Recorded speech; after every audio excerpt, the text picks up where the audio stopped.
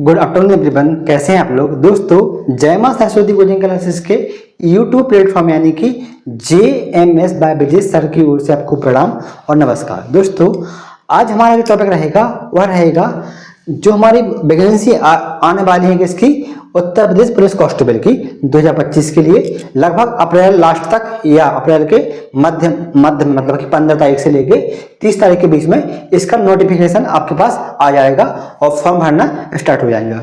इसका जो सिलेबस क्या रहेगा, इसमें क्या रहेगा जी, तो हमें नोटिफिकेशन से ही मालूम होगा। लेकिन अगर हम बात करें कि जो प्रीवियस ईयर में जो सिलेबस रहा है, अगर उसी हिसाब से एग्जाम होता है तो मैंने इसके लिए एक वीडियो बना दिया है। आप वहां जाके अपने सिलेबस को देख सकते हैं कि आपका सिलेबस क्या क्या है। दोस्तों, आपके सिलेबस में 4 चीजें हैं। सबसे पहले है क्या, जीके जीएस का पार्ट है। दूसरा है इसमें क्या है, दूसरा इसमें जीएस रीजनिंग है। तीसरा क्या है, मैथ है। और चौथा क्या है, हिंदी है। अगर इन 4 चीजों की बात करें तो इसमें अलग अलग मतलब कि नंबर डिफाइन किए गए हैं। अगर उसमें जीएस का पार्ट की बात करें तो जीएस लगभग 76 मार्क्स का यानी कि 37 से लेके 38 तक क्वेश्चन आने की उम्मीद रहती है। और 36 भी हो सकते हैं, ऐसा नहीं है कि 36 में हो सकते हैं, इतने क्वेश्चन आए हैं। इसी प्रकार से हिंदी है, उसमें ही इतने क्वेश्चन रहते हैं। इसके बाद जो रीजनिंग और मैथ है उसमें भी इससे थोड़े थोड़े से कम क्वेश्चन रहते हैं। मतलब कि अगर हम बात करें इसमें 150 क्वेश्चन आते हैं। कितने आते हैं, पूरे 150 क्वेश्चन आते हैं। 150 क्वेश्चन आते हैं और 150 क्वेश्चन, प्रत्येक क्वेश्चन होता है 2 मार्क्स का। कितने नंबर का होता है, 2 नंबर का होता है। तो हमारा पूर्णांक हो जाता है वो होता है 300 मार्क्स का हो जाता है। कितना हो जाता है, 300 मार्क्स हो जाता है। अब जो 300 मार्क्स का पूर्णांक होता है, इसमें आपको इस बार जो कट ऑफ रहा है जनरल का देखें तो लगभग 240 नंबर आपको चाहिए पड़ेंगे। कितने चाहिए पड़ेंगे, 240 नंबर चाहिए पड़ेंगे। तो आपकी जो पोस्ट रहेगी वो क्लियर रहेगी। ठीक है, इसके बाद बात करें इसमें एक चीज होती है, एक होती है माइनस मार्किंग। क्या होती है, माइनस मार्किंग होती है। वो होती है 0.5 कितने नंबर की होती है, कितने नंबर की होती है, 0.5 नंबर की होती है। ठीक है दोस्तों, तो इसमें जो जीके और जीके प्लस जीके जीएस, इसकी अगर हम बात करें तो इसमें लगभग 36 से लेके 38 क्वेश्चन आते हैं। कितने आते हैं, 36 से लेके 38 का क्वेश्चन आते हैं, जो 150 क्वेश्चन में अपना एक महत्वपूर्ण रोल प्ले करते हैं। अगर आपने जीके जीएस अच्छे से कर ली और हिंदी अच्छे से बनी जाएगी, क्योंकि हिंदी थोड़ी सी हमारी मातृभाषा है और हम उससे जुड़े रहते हैं तो वो थोड़ी सरल पड़ जाती है। और वो कर ली तो दोनों मिला के कितना हो जाते हैं, मतलब कि 35 दूनी 70 क्वेश्चन हमारे इन दोनों सब्जेक्ट से हो जाएंगे। और 70 का मतलब क्या होता है, 7 दूनी मतलब कि 140 अंक। अब चाहिए आपको कितने, 100 चाहिए। तो 100 के लिए क्या चाहिए, मतलब 50 क्वेश्चन आपको सही चाहिए। तो 25 क्वेश्चन चाहिए आपको कहाँ से, मतलब कि रीजनिंग से, और 25 चाहिए कहाँ से, मैथ से। अगर आप इतना कर लेते हैं तो आपका सिलेक्शन इसमें श्योर रहेगा। ठीक है, तो इसके लिए हमें जीके जीएस में कितने नंबर चाहिए, कम से कम 35 क्वेश्चन सही करना है। तो इसके लिए जरूरी है कि उसका जो सिलेबस है वो पता हो, साथ में सिलेबस के में जो क्वेश्चन पूछे गए हैं वो सिलेबस में कहाँ से पूछे गए हैं, मतलब कौन कौन से टॉपिक से पूछे गए हैं। तो इसके लिए जरूरी क्या है कि हम पहले क्या देखें, उनके PYQ यानी कि प्रीवियस ईयर क्वेश्चन देखें। जब हम प्रीवियस ईयर क्वेश्चन देखेंगे तो हमारी समझ में ये निश्चित रूप से आ जाएगा कि क्वेश्चन किस टॉपिक से आए हैं और कितने क्वेश्चन आ रहे हैं। बात समझ रहे हैं, समझ रहे, मतलब कि हमें टॉपिक पढ़ना कब है, जब जित पता चल जाए कि वहां से क्वेश्चन आ रहा है कि नहीं आ रहा है। अगर वहां से क्वेश्चन नहीं आ रहा है तो हमारे पढ़ने का कोई मतलब है नहीं। जरूरी यह है कि जहां से क्वेश्चन आ रहा है वहां पढ़ें। तो वो कहां से पता चलेगा, वो पता चलेगा दोस्तों कि हमारा जो सिलेबस, हमारा जो PYQ है, उनमें से पढ़ने से पता चलेगा कि क्वेश्चन हमारे कहां से आ रहे हैं। तो दोस्तों, इस बार की जो क्लास रहेगी वो PYQ बेस्ड रहेगी। और PYQ में हमने अलग अलग 4 पार्ट वाइज किए हैं। एक जीके जीएस का रहेगा, दूसरा हिंदी का रहेगा, तीसरा मैथ का रहेगा और चौथा रीजनिंग का रहेगा। तो आज का जो पार्ट रहेगा वो रहेगा किसका, जीके जीएस का रहेगा। इसमें लगभग 36 क्वेश्चन हैं जो पहले पेपर में आए थे।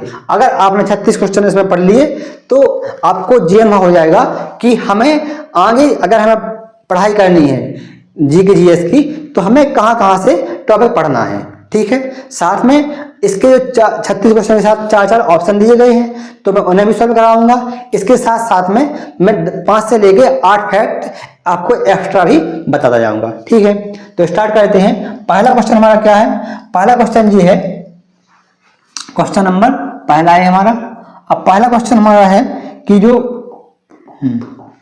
क्या है, भारत का पहला हवाई अड्डा कहां पर स्थित था? Option A Madras, option B Delhi, option C Calcutta, option D क्या मुंबई।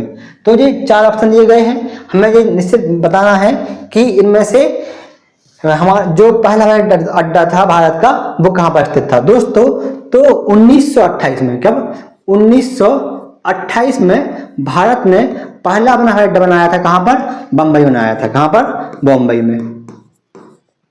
बम्बई में। और बम्बई को ही हम क्या कहते हैं? अब कहते हैं मुंबई। क्या कहते हैं? मुंबई कहते हैं, ठीक है। ये किसका था? ये था टाटा जो कंपनी है उसकी एक एयरलाइंस कंपनी थी, उसका नाम था टाटा एयरलाइंस का था। किसका था? टाटा एयरलाइंस का था। टाटा एयरलाइंस,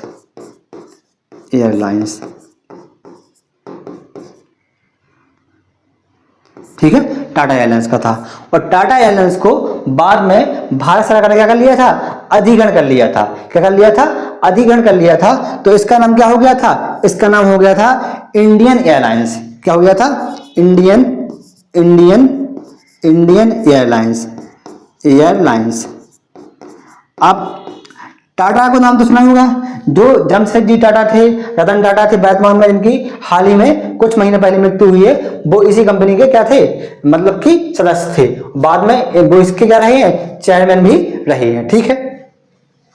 अब देखो, ये जब 1928 में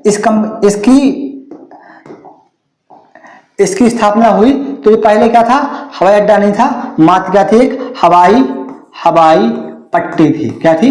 पट्टी थी, ठीक है। बाद में क्या हुआ? बाद में ये क्या बना? हवाई अड्डा बना, ठीक है, अड्डा, ठीक है। तो पहले क्या था? एक पट्टी थी और बाद में क्या बनी? हवाई अड्डा बना, ठीक है। तो ये बात हो गई हमारे किसके बारे में हो गई? ये बात हो गई हमारे मुंबई के बारे में। तो इसका आंसर क्या हो जाएगा? मुंबई हो जाएगा। अब इसमें 3 ऑप्शन और दिए गए हैं। क्या क्या है? मद्रास है, दिल्ली है और कोलकाता दिया गया है। तो दोस्तों, जो दिल्ली कलकत्ता है, सबसे पहले देखते हैं मद्रास को। पहले ऑप्शन को देख लेते हैं कि मद्रास की बात कर लेते हैं अपन पहले कि मद्रास में क्या हुआ। तो दोस्तों, जो मद्रास है, मद्रास को क्या कहते हैं हम? मद्रास को कहते हैं चेन्नई। क्या कहते हैं? चेन्नई कहते हैं, ठीक है। अब चेन्नई में क्या हुआ? चेन्नई में 1950 में क्या हुई? 1950 में हवाई अड्डा की स्थापना हुई। यहां पर भी पहले से एक हवाई पट्टी थी, लेकिन उस पर हवाई पट्टी को 1950 में क्या बना दिया? राष्ट्रीय हवाई अड्डा के रूप में विकसित कर दिया। क्या कर दिया? राष्ट्रीय हवाई अड्डा, ठीक है, के रूप में विकसित कर दिया। फिर क्या हुआ? फिर बाद में 1980 में इसे अंतरराष्ट्रीय हवाई अड्डा के रूप में विकसित कर दिया। क्या कर दिया? अंतरराष्ट्रीय हवाई अड्डा, ठीक है, हवाई अड्डा। तो यहां से ये बात क्लियर हो गई। अब दूसरा जो क्वेश्चन रहेगा, दूसरा हवाई अड्डा कौन सा है हमारा? दूसरा है, ऑप्शन है दिल्ली। अब दिल्ली किसकी होती है?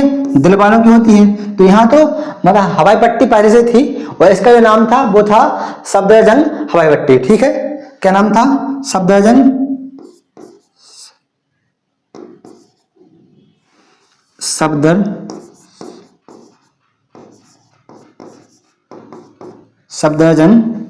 हवाई अड्डा नाम था। क्या नाम था? हवाई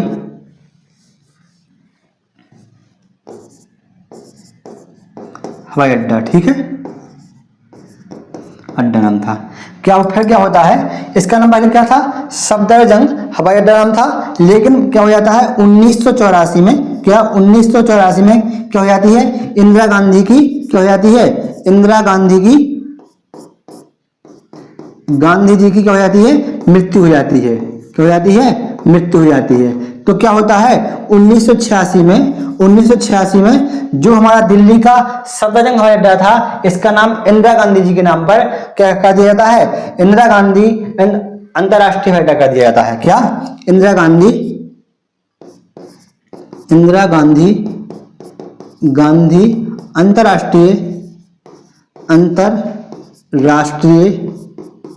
राष्ट्रीय हवाई अड्डा। ठीक है, तो ये कब हो गया, 1986 में हो गया। ठीक है, क्यों हो गया, क्योंकि इन्हें मतलब कि जो इनके सम्मान में कर दिया गया था, इसका नाम क्या, इंदिरा गांधी अंतरराष्ट्रीय हवाई अड्डा कर दिया गया था। इसके पहले क्या नाम था, सफदरजंग हवाई अड्डा नाम था। ठीक है, तो जो बात किसकी हुई, दिल्ली की बात हुई। अब आती है बात किसकी, कलकत्ता की। तो कलकत्ता में भी एक हवाई अड्डा है। कहाँ है, कलकत्ता में हवाई अड्डा है। इसका नाम क्या है, इसका नाम है हमारे जो क्या नाम थे, जो क्रांतिकारी जी थे, मतलब कि जो हमारे क्या थे, नेताजी थे, सुभाष चंद्र बोस थे, उन्हीं के नाम पर इसका नाम रखा जाता है। क्या, नेताजी सुभाष चंद्र बोस हवाई अड्डा। ठीक है, ये भी अंतरराष्ट्रीय हवाई अड्डा है।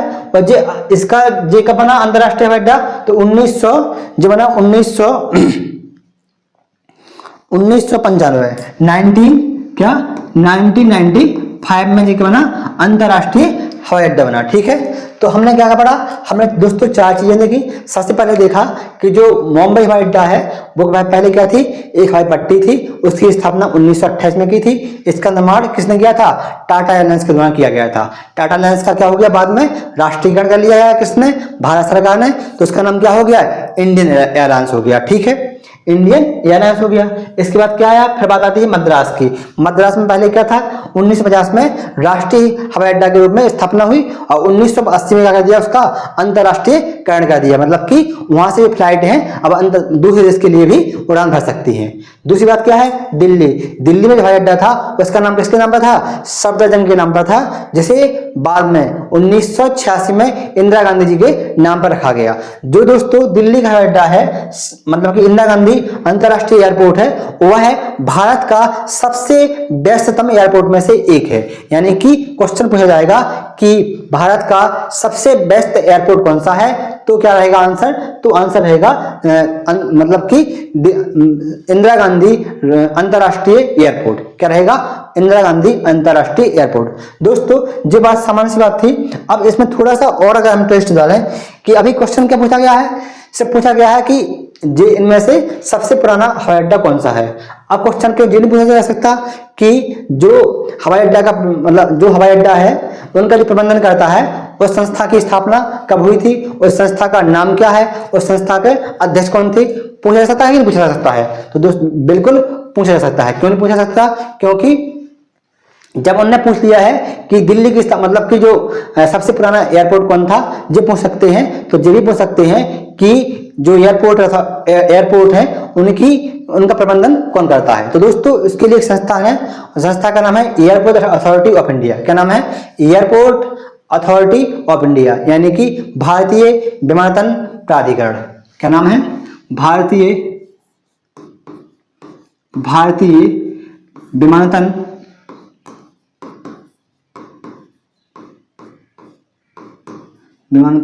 प्राधिकरण। ठीक है, प्राधिकरण। और दोस्तों इसकी स्थापना हुई थी, वो हुई थी 1 अप्रैल 1995 में। ठीक है, किसकी स्थापना हुई थी, भारतीय विमानन प्राधिकरण की स्थापना हुई थी। जो संस्था है इसका जो निर्माण हुआ था, इसका निर्माण हुआ था 2 कंपनियों के मिलने से हुआ था। एक थी जो अब क्या है कि जो उड़ान हो रही थी वो 2 प्रकार की होती हैं, एक होती है डोमेस्टिक और एक होती है इंटरनेशनल लेवल की। जो डोमेस्टिक उड़ान थी उस पर एक अलग मतलब कि एक अलग संस्था नियंत्रण कर रही थी, और जो अंतरराष्ट्रीय उड़ानें थी उन पर एक अलग संस्था नियंत्रण कर रही थी। जो अंतरराष्ट्रीय उड़ानें थी उनके नियंत्रण के लिए एक संस्था का गठन किया गया था 1973 में। क्या कर दिया गया था, 1973 में एक संस्था का गठन किया गया था। ठीक है, क्या किया गया था, एक संस्था का गठन किया गया था, उसका नाम था अंतरराष्ट्रीय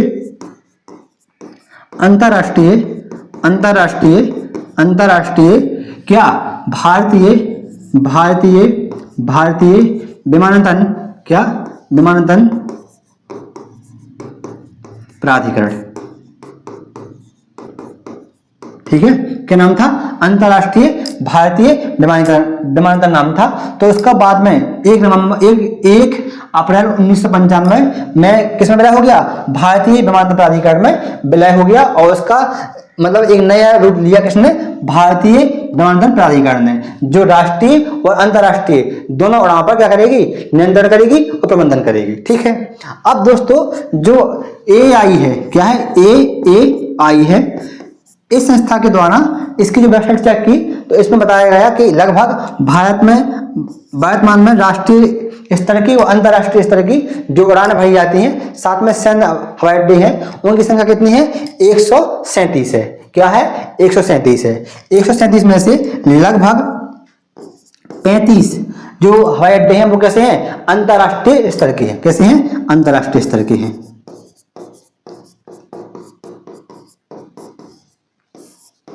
स्तर। ठीक है, अब एक इसमें एक नया कॉन्सेप्ट और आया है। एक आया है ग्रीनफील्ड हवाई अड्डा। ठीक है, तो दोस्तों क्या होता है ग्रीनफील्ड हवाई अड्डा? मतलब ऐसा हवाई अड्डा जिस पर जो ऊर्जा का उत्पादन, मतलब जो ऊर्जा खर्च हो रही है वो कौन सी एनर्जी खर्च हो? ग्रीन एनर्जी खर्च हो।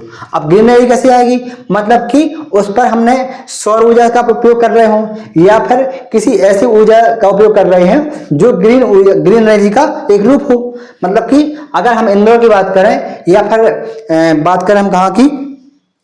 हाँ, जेवर में एक बनाया जा रहा है। क्या? जेवर में एक बनाया जा रहा है। क्या? एक हवाई अड्डा बनाया जा रहा है। वो कैसा है? ग्रीनफील्ड हवाई अड्डा है। मतलब कि उसमें जो ऊर्जा उपयोग की जाएगी वह ग्रीन एनर्जी से जो ऊर्जा का निर्माण हो रहा है उसका ही उपयोग करेंगे। मतलब कि जैसे जो सौर ऊर्जा है उसका निर्माण उससे वो हवाई अड्डा के जो संचालन किया जाए, या फिर जो बाइंड एनर्जी है उससे उसका संचालन किया जाए, तो इस प्रकार से उसका संचालन किया जाता है। उसे ही कहते हैं क्या? ग्रीनफील्ड हवाई अड्डा कहते हैं। ठीक है, तो आप इसे याद कर लो, क्या है? ग्रीनफील्ड हवाई अड्डा।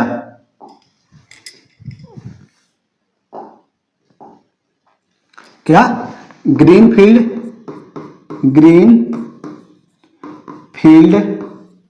हवाई अड्डा। हवाई अड्डा क्या होता है इसका मतलब? इसका मतलब होता है कि संचालन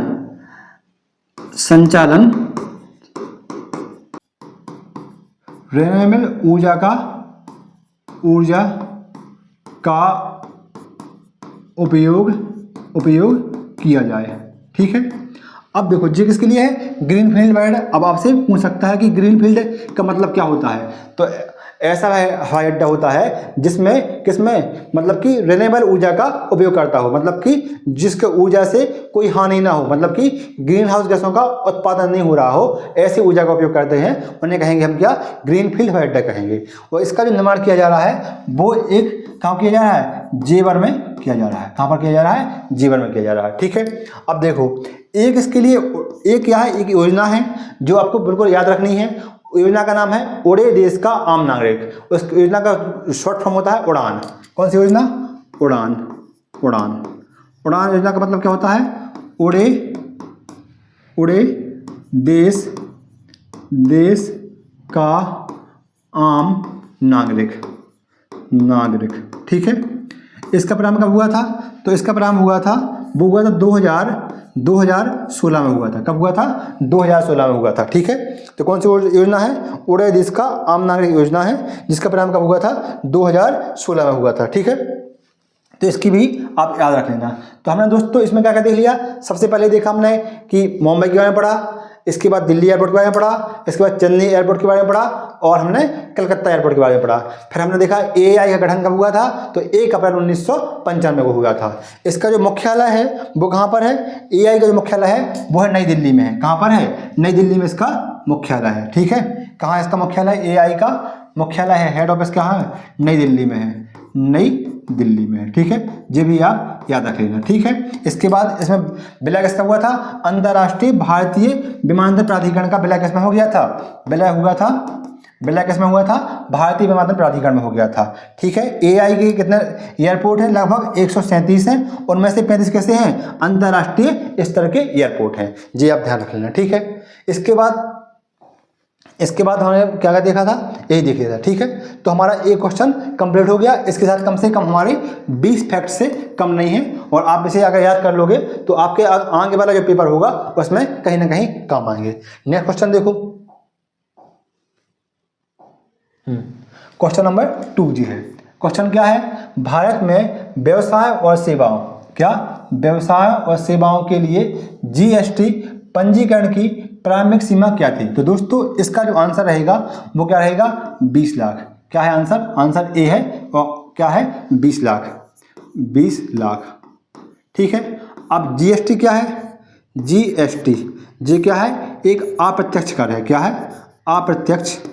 अप्रत्यक्ष कर है। क्या है? कर है। ठीक है, जी कब से लागू हुआ था? तो 1 जुलाई 2017 से लागू हुआ था। कब से हुआ था? 1 जुलाई 2017 से लागू हुआ था। ठीक है, और देखें इसकी जो दर है वो क्या क्या है? अलग अलग है। क्या है? दर अलग अलग है। कैसी हैं? एक 0% की है, एक है 5% की है, एक है 12% की, और एक है 18% में, और एक है 28% की। मतलब इतने कर लेंगे। इसमें और क्या है? इसमें मतलब कि जो शराब है, पेट्रोल है और डीजल है, इन्हें इन सब चीज़ों को किससे रखा है? इससे बाहर रखा गया। किससे? GST से बाहर रखा है। किससे?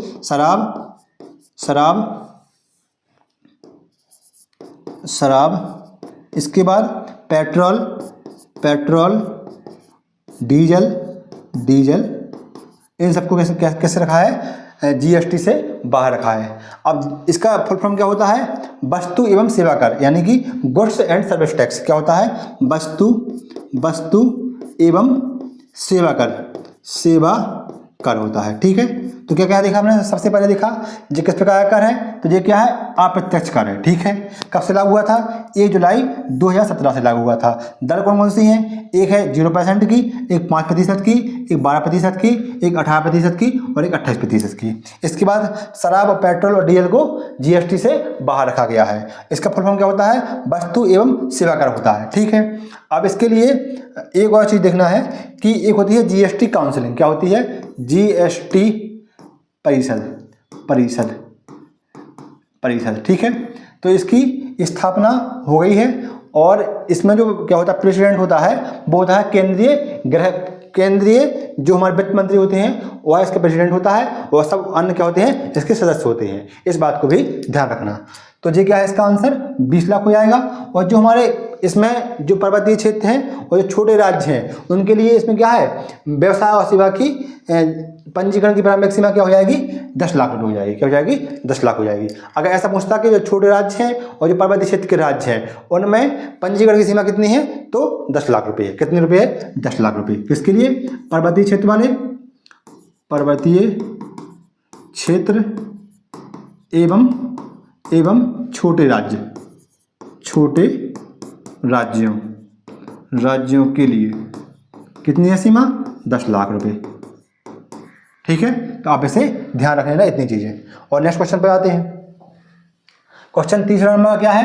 ये है जून 2014 तक संघ गृह मंत्रालय का प्रमुख कौन था? ये तो एक छोटा सा क्वेश्चन है, आप इसका आंसर बता ही दोगे। तो बताओ कमेंट बॉक्स में कि जून 2024 तक संघ गृह मंत्रालय का प्रमुख कौन था? तो कौन थे? अमित शाह थे। क्या थे? अमित शाह थे। ठीक है, वर्तमान में ये क्या है? गृह मंत्री हैं। साथ में इन्हें क्या बनाया गया है? सहकारिता मंत्री रहे हैं। ठीक है, अब अगर कोई पूछे कि जी कहाँ से हैं तो आप लोग बोलोगे कि गुजरात से हैं, लेकिन इनका जो बर्थ हुआ था वो महाराष्ट्र में हुआ था। ये भी ध्यान रख लेना। ठीक है, वो जो क्षेत्र है वो महाराष्ट्र में आता है। अब जो बताओ नरेंद्र मोदी जी क्या हैं? तो ये हमारे PM हैं। ठीक है, इसके बाद नित्यानंद राय, ये पता नहीं है, और राजनाथ सिंह क्या है? हमारे रक्षा मंत्री हैं। वर्तमान में क्या है? रक्षा मंत्री है। ठीक है, तो इसका भी याद रख लेना। ठीक है, आगे बढ़ते हैं नेक्स्ट क्वेश्चन पर। क्वेश्चन नंबर 4 आ गया। अब क्वेश्चन नंबर 4 से पहले आपके लिए एक बात है कि देखो, सूरज जैसा बनना है तो क्या? सूरज जैसा बनना है तो सूरज जैसा तपना होगा।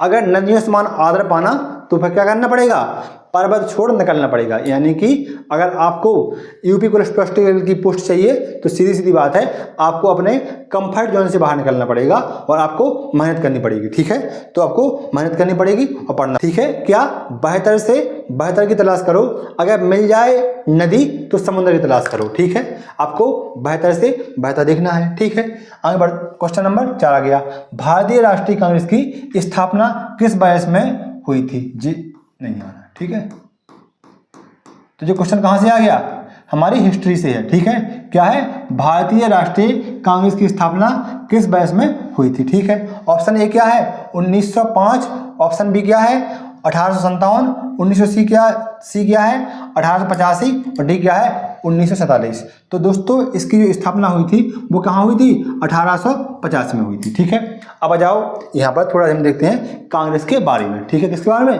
कांग्रेस के बारे में।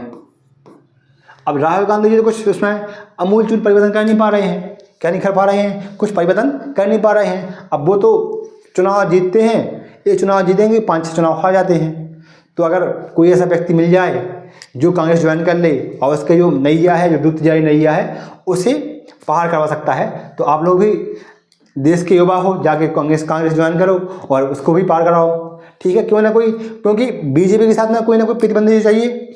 अगर लोकतंत्र को हमें जीवित रखना है तो कोई ना कोई प्रतिद्वंदी होना चाहिए कि जो क्वेश्चन पूछ सके।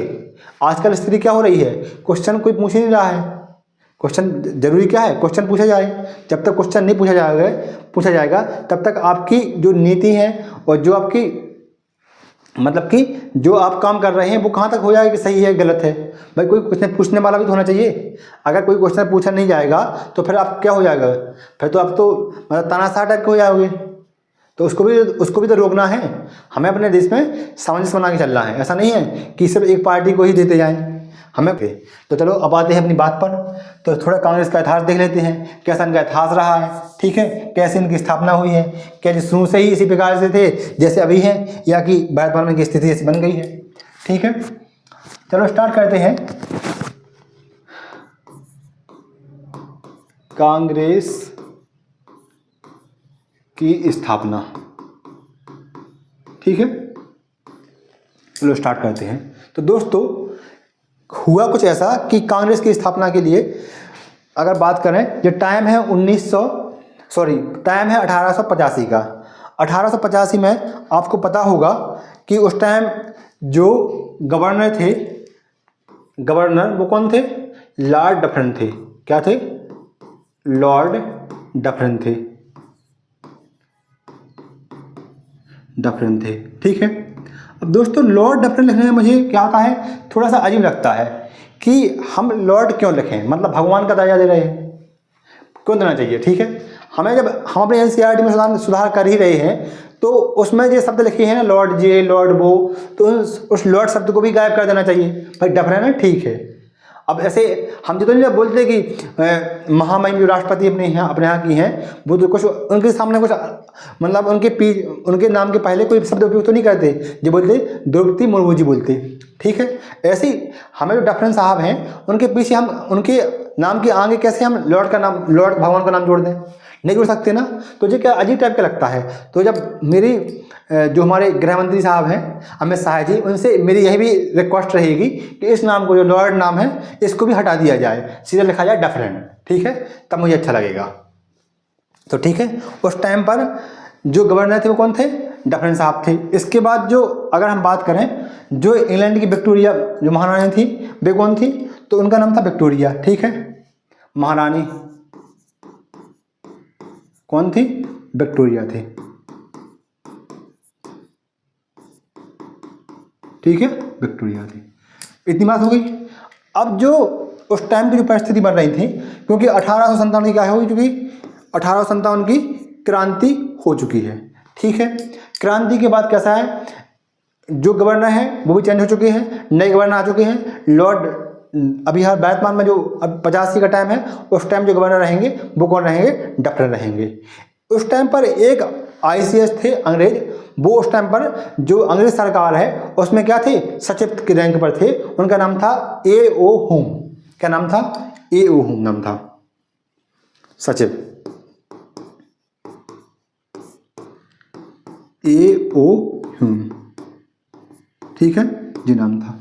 तो जी इन्होंने क्या किया, इन मतलब कि बोला जा रहा है ऐसा कि जो ए ओ ह्यूम है इनकी उपज क्या थी, कांग्रेस थी। और कांग्रेस ने जो डफरेंस साहब ने और ए यू ह्यूम ने दोनों ने आपस में बात कर ली थी कि हमें क्या करना है, जो मतलब जो भारत में क्या हो रहा है, मतलब कि जो असंतोष पैदा हो रहा है उसे रोकना है। अब असंतोष रोकने के लिए हमें कुछ एक ऐसे संगठन की आवश्यकता है जो क्या करे कि जो इस असंतोष को झेल सके और हमारी सुरक्षा कर सके। तो मतलब कि एक सुरक्षा कवच के रूप में कांग्रेस की स्थापना की गई थी।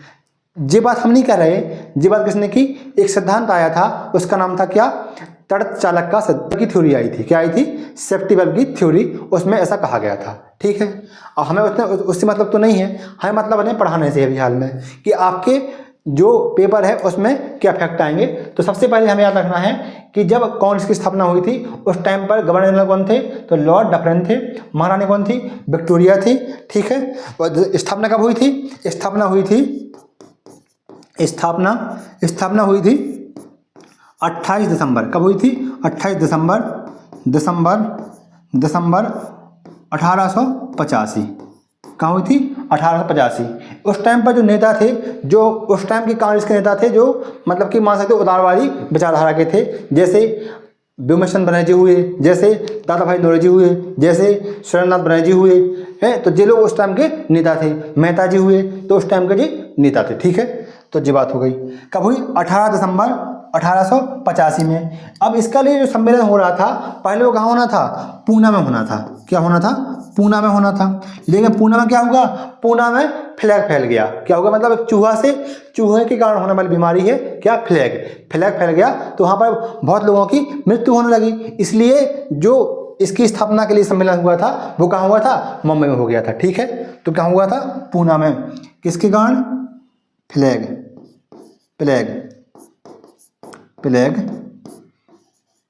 फैलने के कारण नहीं होगा। ठीक है,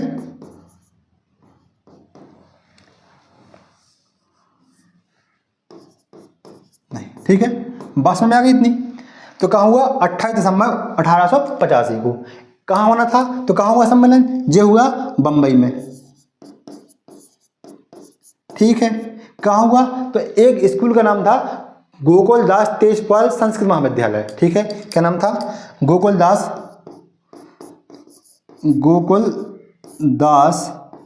तेजपाल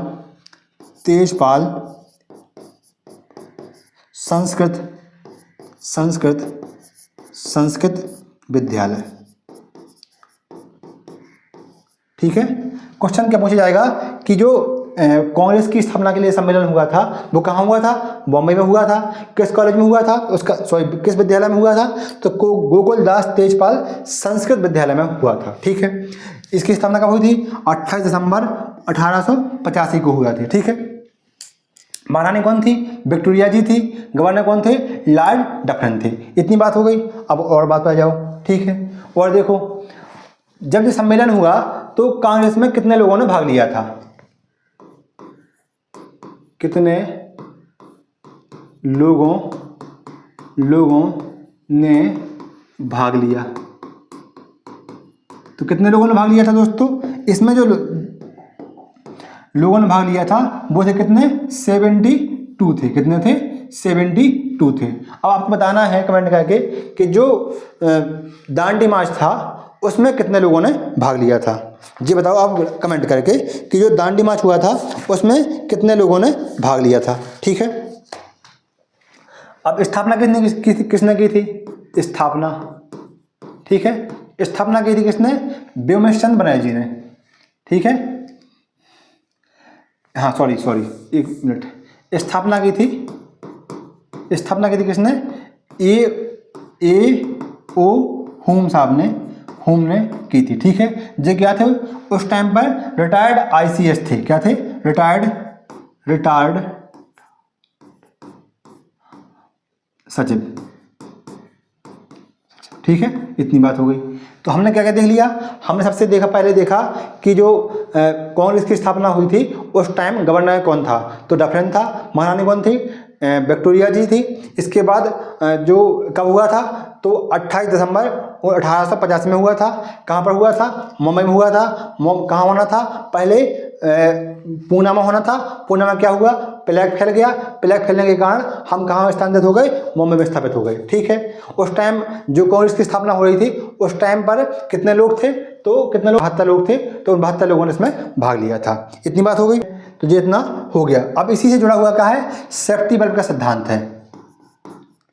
सेफ्टी बल्ब का सिद्धांत जो किसने दिया था? सिद्धांत ये दिया था लाला लाजपत राय ने।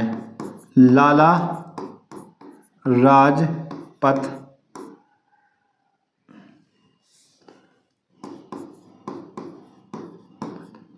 राय। ठीक है। किसने दिया था? लाला लाजपत राय ने सिद्धांत दिया था। किसका? सेफ्टी बल्ब का सिद्धांत। इसी से जुड़ा हुआ है एक क्या? तड़ित चालक का सिद्धांत। क्या? तड़ित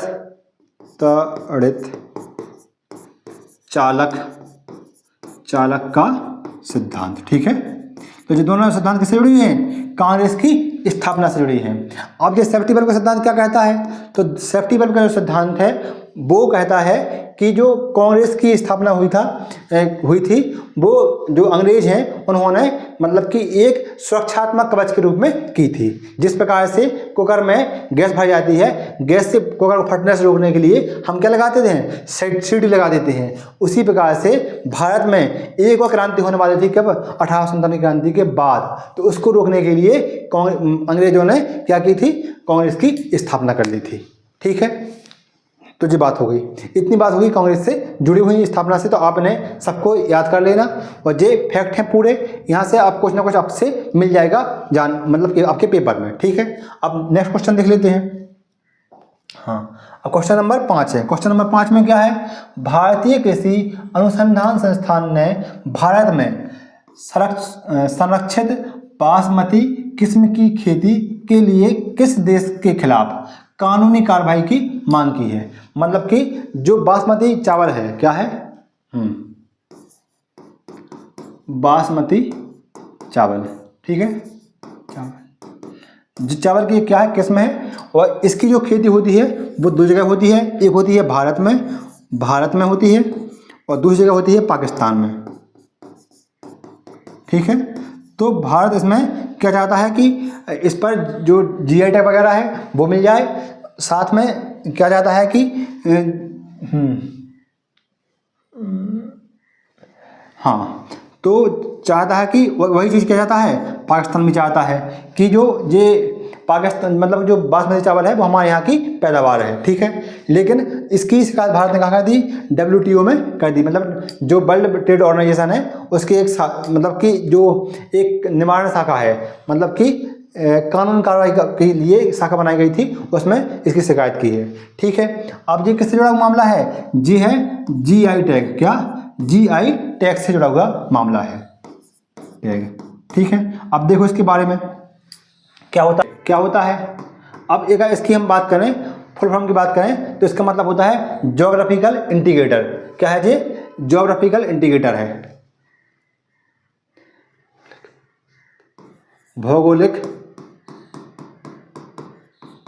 भौगोलिक संकेतक। ठीक है। क्या है? संकेतक। इसके लिए क्या हुआ? इसके लिए भारत सरकार में एक अधिनियम आया था 1999 में। कब आया था? 1999 में। मतलब कि भौगोलिक संकेतक अधिनियम 1999।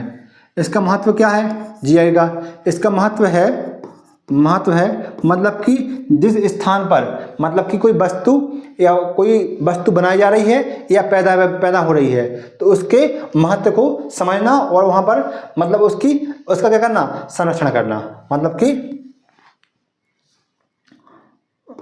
पदार्थ के महत्व को समझना एवं संरक्षण करना। ठीक है। करना। अब इसके लिए क्या किया सरकार ने? तो ये जीआई टैग है वो कितने वर्ष के लिए मिलता है? वर्ष। तो ये मिलता है किसी भी, अगर किसी वस्तु को जीआई टैग दिया जा रहा है या किसी उत्पाद को दिया जा रहा है तो वो कितने वर्ष के लिए दिया जाएगा? 10 वर्ष के लिए दिया जाएगा। कितने वर्ष के लिए? 10 वर्ष के लिए। 10 वर्ष के लिए हमें क्या मिल जाएगा? जीआई टैग मिल जाएगा। ठीक है, तो मतलब कि आप उस पर 10 वर्ष तक क्या कर सकते हैं, वो उसी मतलब क्षेत्र में क्या करेंगे, वहाँ के जो व्यक्ति हैं या जो इसका उत्पादन कर रहे हैं उन वे व्यक्ति उसका फायदा ले सकते हैं। ठीक है, तो ये कितने वर्ष के लिए होता है? 10 वर्ष के लिए होता है। ठीक है, इसके बाद और मतलब कि अभी वर्तमान में कितने उत्पादों को जीआई टैग मिल चुका है? तो ये है लगभग 605 उत्पाद हैं। कितने? 600। ये बात है 2024 की बात है, तो यहाँ तक 605 उत्पाद को जीआई टैग मिल चुका है। भारत की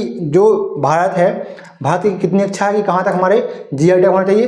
तो भारत की जो इच्छा है, अभी सम्मेलन हुआ था कहाँ पर, एक जो हमारी क्या है उद्योग मंत्रालय है, उसका एक सम्मेलन किया गया था। उसमें निर्णय लिया गया कम से कम 10,000 उत्पादों को क्या मिलना चाहिए? जीआई टैग मिलना चाहिए। ठीक है,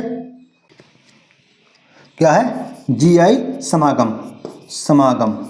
ये कहाँ हुआ था? ये किसने किया था? ये किया था हमारे केंद्रीय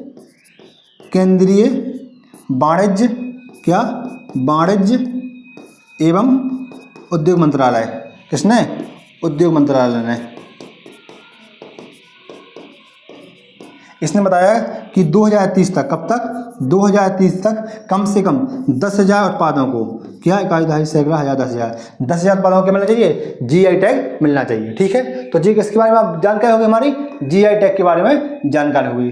क्या है? भौगोलिक संकेतक इसका फुल होता है। इसके लिए अधिनियम कब आया था? 1999 आया था। लागू कब से हुआ? लागू हुआ 2003 से लागू हुआ। ठीक है, इसका जो हमें अगर जीआई टैग वो करवाना है, रजिस्ट्रेशन करवाना है, तो कहाँ करवाएंगे? चेन्नई में। क्या? चेन्नई में इसका क्या है? कार्यालय है। ठीक है, इसके बाद महत्व क्या है? पदार्थ के महत्व को समझना और उसका क्या करना? संरक्षण करना एवं प्रचार प्रसार करना। क्या करना? प्रचार एवं प्रसार करना। ठीक है, ये क्वेश्चन पूछे जाएंगे आपसे। क्वेश्चन पूछा जाएगा कि जो जीआई टैग है वो कितने वर्ष के लिए दिया जाता है? तो ये कितने वर्ष के लिए दिया जाता है? 10 वर्ष के लिए दिया जाता है। कितने वर्ष के? 10 वर्ष के लिए दिया जाता है। फिर पूछा जाएगा कि जो वर्तमान में कितने उत्पादों को जीआई टैग मिल चुका है? तो कितने? 2024 में कितने तक मिल गया है? 605 उत्पादों को दिया गया है। ठीक है, इसके बाद क्वेश्चन आएगा कि जीआई टैग के लिए समागम कहाँ हुआ था? तो केंद्रीय वाणिज्य एवं उद्योग मंत्रालय के द्वारा दिल्ली में किया गया था। इसका उद्देश्य क्या है समागम का? इसका उद्देश्य है 2030 तक, कहाँ तक? 2030 तक हमें कितने करना है? 10,000 जीआई टैग वाले उत्पाद बनाना है। कितने? कम से कम 10,000 उत्पादों को क्या मिल जाए? जीआई टैग मिल जाए। ठीक है, तो इतनी बात हो गई। और इसमें देखो प्रथम जीआई टैग किसे मिला था? तो जो मिला था दार्जिलिंग चाय को। किसने? दार्जिलिंग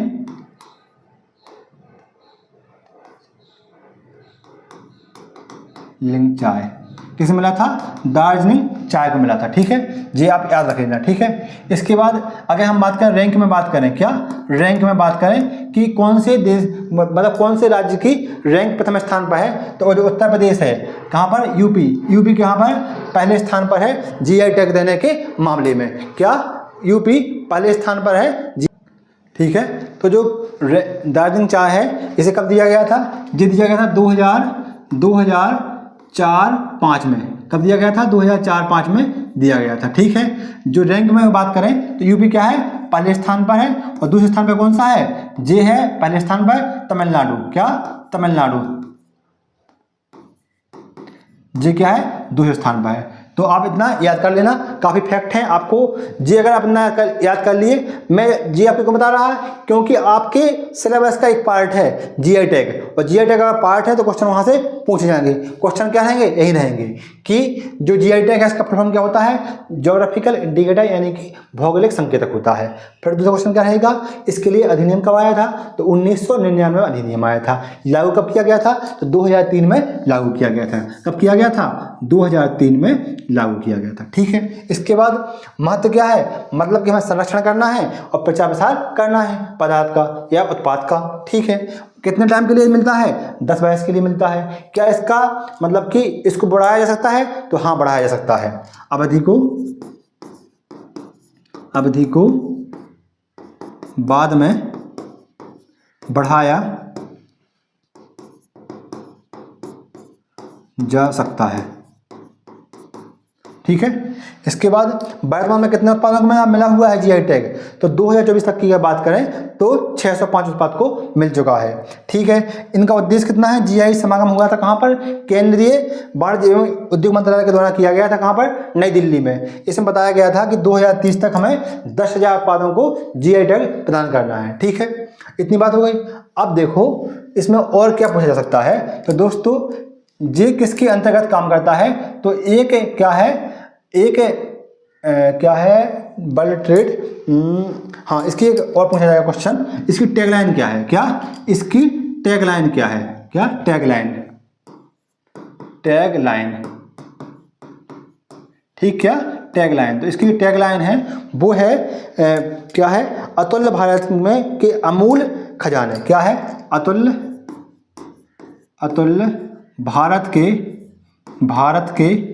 भारत के अमूल खजाने। क्या है टैगलाइन, अतुल्य भारत के अमूल खजाने इसकी टैगलाइन है। ठीक है, क्या है, अतुल्य भारत के अमूल खजाने इसकी टैगलाइन है। इसके बाद को संपदा के अधिकारों को संरक्षण के लिए काम करता है। क्या करता है, बौद्धिक संपदा के अधिकारों के संरक्षण के लिए कार्य ठीक करता है। तो ये आप याद रख लेना। तो क्वेश्चन तो 5 हुए, लेकिन आपके आंसर कम से कम 60 क्वेश्चन के हो गए इसमें। ठीक है, तो ये आप इसे याद कर लेना। क्वेश्चन नंबर 6 जी आया, कौन सा भारतीय राज्य अपनी अद्वितीय वर्ली चित्रकला के लिए जाना जाता है। तो दोस्तों जो वर्ली चित्रकला है वो कहाँ की है, महाराष्ट्र की है। कहाँ की है, महाराष्ट्र की चित्रकला है। जो वहाँ की क्या है, वर्ली क्या है, वार्ली जनजाति है। क्या है, जनजाति है। इसके द्वारा जो चित्र बनाए जाते हैं, क्या चित्र जो बनाए जाएंगे वो क्या होते हैं, वार्ली चित्रकला कहलाती हैं। किसके चित्र बनाए जाते हैं, तो जो बनाए जाते हैं घोड़ा ऊंट आदि के चित्र बनाए जाते हैं। ठीक है, कहाँ बनाए जाते हैं, घरों की दीवारों पर बनाए जाते हैं। ठीक है, तो इसका आंसर क्या हो जाएगा, हमारा हो जाएगा महाराष्ट्र आंसर हो जाएगा। नेक्स्ट क्वेश्चन क्या पर है, देखो क्वेश्चन नंबर 7, महासागरीय अम्लीकरण का प्राथमिक कारण क्या है। तो महासागरीय अम्लीकरण का प्राथमिक कारण है वो क्या है, समुद्री जल द्वारा CO2 का अवशोषण। क्या है, समुद्री जल द्वारा CO2 का अवशोषण। क्यों है, क्योंकि इसमें क्या होगा, जो जल रहेगा, क्या रहेगा, जल रहेगा यानी कि H2 रहेगा, उसमें से हम क्या कर लेंगे, जो CO2 क्या है उससे अवशोष कर लेंगे, तो ये क्या हो जाएगा, अम्लीकरण बढ़ जाएगा। ठीक है, ये आप ध्यान रख लेना। इसके बाद क्वेश्चन नंबर 8 है, पल्लव वंश की राजधानी कहाँ स्थित थी। ठीक है, तो जब यहाँ देखो क्या है, पल्लव वंश। ठीक है, क्या आया, पल्लव वंश आया। इसकी जो राजधानी रहेगी वो कहाँ रहेगी, कांचीपुरम रहेगी। कहाँ, कांचीपुरम। ठीक है, अब कांचीपुरम क्या कहते हैं, मंदिरों को, क्या मंदिरों का शहर कहते हैं, शहर। ठीक है, यहाँ के पल्लव वंश के जो शासक थे, मतलब जो संस्थापक थे, क्या संस्थापक कौन थे, जो थे श्री सिंह विष्णु। कौन नाम था, सिंह विष्णु नाम था, सिंह विष्णु। क्या नाम था? सिंह विष्णु नाम था। इसके अन्य प्रतापी शासक, अन्य प्रतापी शासक कौन थे? शासक, इनके अन्य प्रतापी शासक थे, उनका नाम था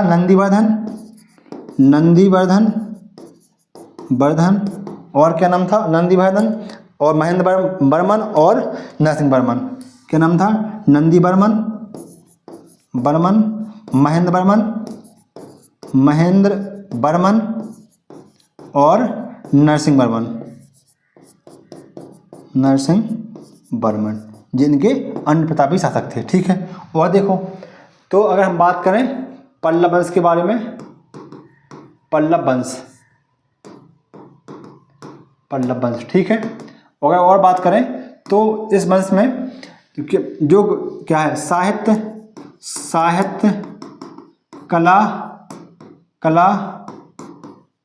साहित्य कला को विशेष महत्व दिया गया, विशेष महत्व। ठीक है। क्या हुआ इसमें? वास्तुकला के क्षेत्र में, वास्तुकला के क्षेत्र में क्या हुआ? मंदिरों का निर्माण हुआ। क्या हुआ? मंदिरों का निर्माण। कौन से मंदिर, कौन सी शैली में? तो द्राविड़ शैली में। क्या? द्राविड़ शैली में मंदिरों का निर्माण हुआ। ठीक है। और कौन कौन सी शैली होती है? एक होती है, ठीक है, जो हो गए द्राविड़ शैली में मंदिरों का निर्माण हुआ, जी बात हो गई। कौन कौन से मंदिर हैं? तो हमने नाम सुने होंगे, रथ मंदिर के नाम सुने होंगे, रथ मंदिर। क्या? रथ मंदिर, ठीक है। और रथ मंदिर के साथ साथ इनके दो तीन मंदिर के नाम और लिख लो। एक का नाम बैकुंठ पेरुमल मंदिर, ठीक है। कौन से? कैलाशनाथ मंदिर,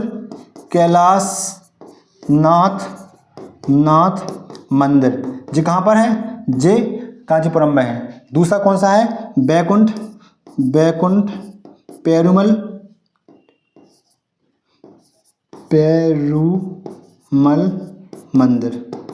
मंदिर, ठीक है। जो रथ मंदिर हैं, इन्हें जो बनाया जाता था, एक शिला को मतलब काट कर बनाया जाता था।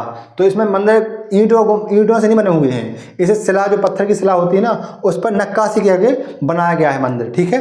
तो इनकी जो मतलब कि जो कला है, उसमें सबसे विशेष कला क्या है? मंदिर निर्माण कला की शैली है, क्योंकि ये बहुत ही अलग टाइप के मंदिर बने हुए हैं। ठीक है।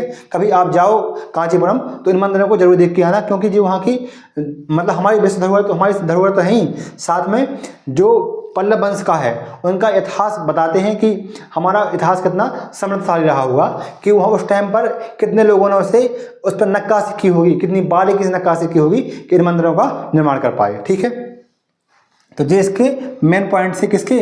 पल्लव वंश के बारे में। और जो पल्लव वंश था दोस्तों, वह बहुत प्रतापी वंश था। अगर इसकी अब कहानी की बात करें तो इन लोगों ने श्रीलंका के बाद जब बात करें, हम इंडोनेशिया की बात करें, मलेशिया की बात करें, तो वहाँ तक इनका शासन था। ठीक है। मतलब कि इनकी अब एक बात तो स्पष्ट हो जाती है कि अगर इंडोनेशिया पर ने शासन किया होगा, श्रीलंका पर शासन किया होगा, तो इनकी जो क्या होगी, मतलब कि जो जल सेना होगी, वो बहुत स्ट्रांग रही होगी। ठीक है ना। तो जे इसकी बात कर रहे हैं।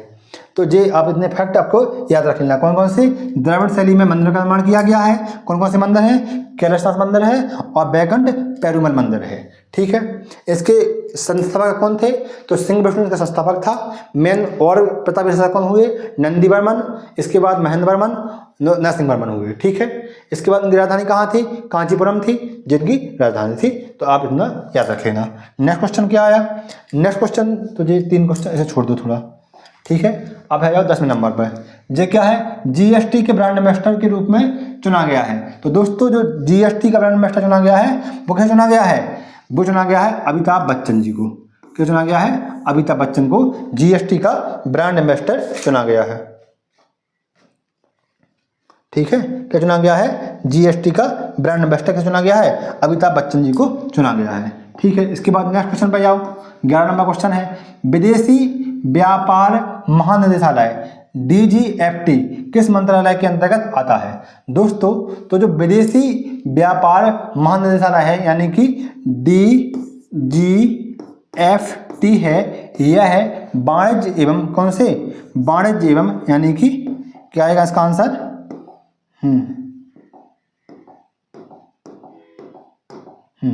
किसके अंतर्गत, वाणिज्य एवं उद्योग मंत्रालय के अंतर्गत काम करता है। किसके अंतर्गत, वाणिज्य एवं उद्योग मंत्रालय। कौन सा मंत्रालय, उद्योग मंत्रालय क्या काम करता है जी, इसका काम होता है विदेशी व्यापार, ठीक है। तो देखना क्या होता है, विदेशी व्यापार को देखना। इसकी जो स्थापना की गई थी DGFT की, कब की गई थी स्थापना, जब ये पूछा गया है कि DGFT किस मंत्रालय के अंतर्गत काम करता है, तो आपसे ये भी पूछा जा सकता है कि जो DGFT है इसकी स्थापना कब की गई थी। तो इसकी स्थापना की गई थी 1991 और इसमें उस टाइम क्या हुआ था, LPG मतलब लिबरलाइजेशन, प्राइवेटाइजेशन और ग्लोबलाइजेशन की पॉलिसी लागू हुई थी, ठीक है। कब, 1991 में, ठीक है। और क्या किया गया इस टाइम पर, इसका हेडक्वार्टर कहाँ पर है, DGFT का जो हेडक्वार्टर है कहाँ होना चाहिए, नई दिल्ली में, ठीक है। इसके कुछ क्या है, मतलब कि अब जो क्या विदेश मंत्रालय को देखता है, तो जो क्या देखता है, जे वाणिज्य मतलब व्यापार को देखता है, ठीक है, निर्यात को देखता है। जब निर्यात को देखेगा तो क्या करेगा, मतलब इसकी संपूर्ण भारत में से निर्यात होगा, तो इसकी हर जगह शाखाएं खुली हुई हैं, ठीक है। तो एक शाखा कहाँ पर है, वाराणसी में है। कहाँ पर है एक शाखा, वाराणसी में। इसका शाखा कहाँ पर है, वाराणसी में है। कहाँ पर है, वाराणसी में इसकी एक शाखा खुली हुई है। तो याद रखना DGFT है जो किसके अंतर्गत काम करता है, तो ये वाणिज्य एवं उद्योग मंत्रालय के अंतर्गत काम करता है, ठीक है। इसके वाणिज्य एवं कहाँ क्या करता है, विदेश व्यापार इसका काम है, क्या है, विदेश व्यापार का काम है, ठीक है। स्थापना कब हुई थी, 1991 में हुई थी। और हेडक्वार्टर कहाँ पर है, नई दिल्ली में इसका हेडक्वार्टर है। और इसकी शाखा कहाँ पर है, वाराणसी में शाखा है। और 36 जगह और अन्य जगह शाखाएं, कहाँ है, 36 अन्य शाखाएं भी हैं, ठीक है। तो आप इतना याद कर लेना।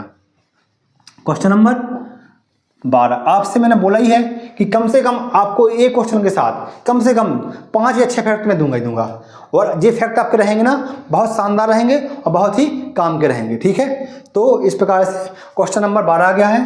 क्वेश्चन नंबर 12 क्या है, चिकनकारी एक पारंपरिक कढ़ाई शैली है। क्या है, कढ़ाई शैली है, ठीक है, जिसकी उत्पत्ति उत्तर प्रदेश के किस शहर में हुई थी, ठीक है। तो ये हुई थी हमारे किसमें, लखनऊ में, ठीक है, नवाबों के शहर में। कहाँ हुई थी, जहाँ पर हमारा बड़ा इमामबाड़ा है और छोटा इमामबाड़ा है, वहीं पर लखनऊ में किसकी हुई थी, चिकनकारी की उत्पत्ति हुई थी। अब आ जाओ इसके बारे में देखें, चिकनकारी। अब चिकनकारी में होता क्या है, कुछ नहीं होता है भाई साहब। आपने जो गर्ल्स कुर्ता पहनती है ना, उनके ऊपर जो वाइट सफ़ेद धागे से जो क्या उस पर कढ़ाई निकली जाती है, यहाँ से लेके यहाँ तक, या फिर कहीं फूल बनाए जाते हैं, वो क्या है, वो चिकनकारी है। मतलब कि कपड़ा कोई भी होगा लेकिन डिजाइन वाइट धागे से ही हो निकाली जाएगी, उसे कहते हैं क्या, चिकनकारी कहते हैं, ठीक है। अब इसकी जनक किसे माना जाता है, चिकनकारी का, जो चिकनकारी है इसका जनक माना जाता है, चिकनकारी का जनक है मुगल काल में नूरजहां। कौन सी, नूरजहां, ठीक है। किसने की थी, नूरजहां ने इस चिकनकारी की स्थापना की थी, ठीक है। कहाँ पर होती है, लखनऊ में होती है। कहाँ पर, लखनऊ, ठीक है, लखनऊ में होती है। और क्या किया जाता है, मतलब कि जो क्या होता है, मतलब सफ़ेद धागे से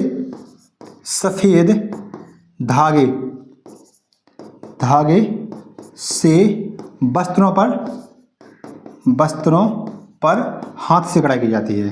किससे, हाथ से कढ़ाई।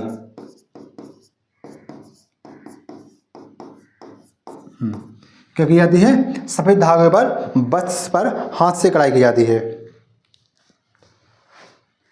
ठीक है। तो इतने इसमें काम था। कौन सी, चिकनकारी कहाँ है, लखनऊ में। लखनऊ के आसपास के जो जिले हैं वहाँ पर भी चिकनकारी की जाती है। इसका जनक कौन है, तो जनक कौन है, नूरजहां है, ठीक है। क्या किया जाता है, सफ़ेद धागे से वस्त्र पर हाथ से कढ़ाई की जाती है, वो भी हल्के हाथ से की जाती है, ठीक है। इसमें एक स्पेशल बैट जोड़ा गया था, हल्के हाथ से कढ़ाई की जाती है। तो ये हो गया क्वेश्चन नंबर 12। क्वेश्चन नंबर 13 पर जाओ। ये क्या है, पुस्तक ए लाइफ मिसपर्ट किसके द्वारा लिखी गई, तो दोस्तों जो अ लाइफ में स्पायर्ड जो पुस्तक है, क्या अ लाइफ में स्पायर्ड, ये लिखी गई सूर्यकांत त्रिपाठी निराला के द्वारा, ठीक है। किसके द्वारा? सूर्यकांत त्रिपाठी निराला जी के द्वारा ये पुस्तक लिखी गई। कौन सी? अ लाइफ में स्पायर्ड, ठीक है। और आगे जवाहरलाल नेहरू दिए गए हैं, महादेवी वर्मा हैं और मैथिलीशरण गुप्त हैं। तो इनकी किताबें अलग अलग हैं। इसका आंसर क्या हो जाएगा? 4 हो जाएगा, ठीक है। क्वेश्चन नंबर और जाओ नेक्स्ट पर, 14 नंबर क्वेश्चन पर। आकाश के नीलेपन का मुख्य कारण क्या है? तो दोस्तों इसका ऑप्शन है ए, वायु के अणुओं द्वारा सूर्य के प्रकाश का क्या? विकिरण। क्या हो जाएगा? प्रकीर्णन, ठीक है। विकिरण कैसा होता है? जैसे आपने देखा होगा कि ये क्या है, हमारा कमरा है। यहाँ पर अगर हम यहाँ से एक छोटा सा हॉल कर दें तो यहाँ से सूर्य का प्रकाश आएगा, और यहाँ पर अगर धुआं फैला हुआ है, क्या है? धुआं फैला हुआ है, तो जो सूर्य का प्रकाश है वो इस धुआं से टकराएगा, इस कण से टकराएगा और यहाँ पर क्या हो जाएगा? पूरे में फैल जाएगा। क्या हो जाएगा? पूरे में फैल जाएगा। ऐसा ऐसा फैल जाएगा, यहाँ पर यहाँ पर यहाँ पर फैल जाएगा। इसी को कहते हैं प्रकीर्णन कहते हैं। क्या कहते हैं? प्रकीर्णन कहते हैं, प्रकीर्णन, ठीक है। ये क्यों होता है? ठीक है, तो ये क्या है? प्रकीर्णन। तो वायु के अणुओं द्वारा सूर्य के प्रकाश का विकिरण कर दिया जाता है। इसलिए हमें क्या है, जो आकाश है वो हमें नीला दिखाई देता है। और इसी का ही कारण है कौन सा? कि जो सुबह व शाम, क्या सुबह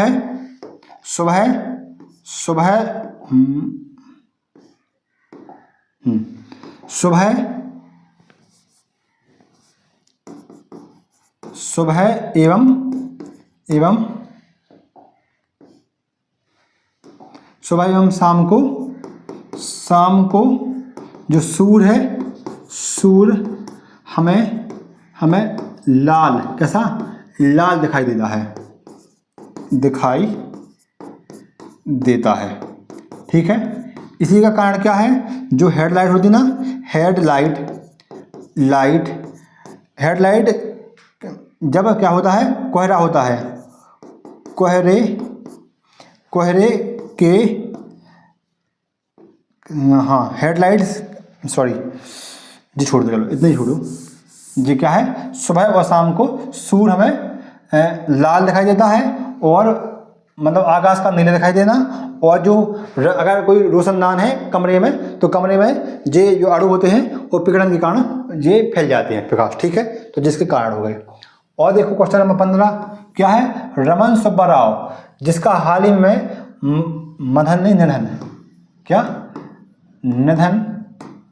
निधन हो गया, किस खेल से जुड़े थे? ठीक है, तो इसका आंसर क्या है? क्रिकेट। जो रमन सुब्बा राव है, क्या?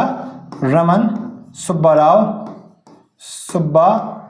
राव वो किस खेल से संबंधित है? क्रिकेट से संबंधित है। इनका उस टाइम पर निधन हुआ था, इसलिए ये क्वेश्चन पूछा गया था। तो आपको ये भी समझना है कि जो प्रकृति क्वेश्चन की क्या है और कहाँ से पूछी आई है। अब ये क्वेश्चन क्यों आया? क्योंकि उस टाइम पर उनका निधन हुआ था, यानी कि हमें करंट अफेयर्स पढ़ना पड़ेगा, ठीक है। क्वेश्चन नंबर 16 क्या है? निम्नलिखित में से किस प्रकार का प्रदूषक संवर्धक त्वरित पोषण है? क्या है? त्वरित पोषक, ठीक है, त्वरित सुपोषण है। क्या है? प्रदूषण संवर्धन, मतलब कौन सा? मृदा प्रदूषण। कौन सा? मृदा प्रदूषण, ठीक है। प्रदूषण क्या है? सुपोषण का काम करता है, ठीक है। क्वेश्चन नंबर नेक्स्ट देखो, नेक्स्ट क्या है? 17वां क्वेश्चन। भारतीय संविधान का कौन सा भाग राज्य के नीति निर्देशक सिद्धांत से संबंधित है? दोस्तों अब देखो, जो भाग क्या है? 2 है। इसका संबंध किससे है? नागरिकता से है, नागरिकता। जो भाग क्या है? 3 है। इसका संबंध किससे है? मतलब फंडामेंटल राइट। क्या है? फंडामेंटल राइट, यानी कि फंडामेंटल राइट से संबंध है, ठीक है। जो भाग क्या है? भाग 4 है, 4। इसका संबंध किससे है? इसका संबंध है DPSP, यानी कि नीति राज्य के